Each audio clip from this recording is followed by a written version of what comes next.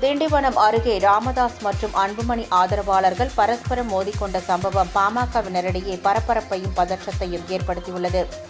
பாமக நிறுவனர் ராமதாஸ் மற்றும் அவரது மகன் அன்புமணி ராமதாஸ் இடையே கருத்து மோதல் நிலவி வரும் நிலையில் பாமக ராமதாஸ் மற்றும் அன்புமணி அணி என இரு பிரிவுகளாக செயல்பட்டு வருகிறது. இந்த நிலையில் நேற்றைய தினம் பாமக சிறப்பு பொதுக்குழு கூட்டம் ராமதாஸ் தலைமையில் சேலத்தில் நடைபெற்றது. இந்த கூட்டத்தில் ராமதாஸின் மூத்த மகள் ஸ்ரீ காந்திமதியின் மகன் சுகந்தன் அன்புமணிக்கு எதிராக பல்வேறு கருத்துக்களை பேசியிருந்தார். அதற்கு எதிர்ப்பு தெரிவித்து சுகந்தன் திண்டிவனம் வந்தால் முற்றுகையிடுவேன் என அன்புமணி ஆதரவாளரான ராஜேஷ் முகநூலில் பதிவிட்டிருந்தார்.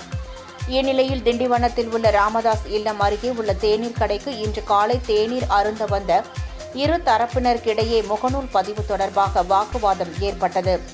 வாக்குவாதம் முற்றியதில் இரு தரப்பும் சராமாரியாக தாக்கிக் கொண்டனர்.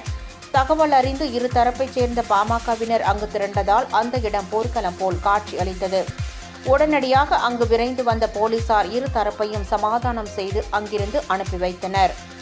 இச்சம்பவம் பாமகவினரிடையே பரபரப்பையும் பதற்றத்தையும் ஏற்படுத்தியுள்ளது.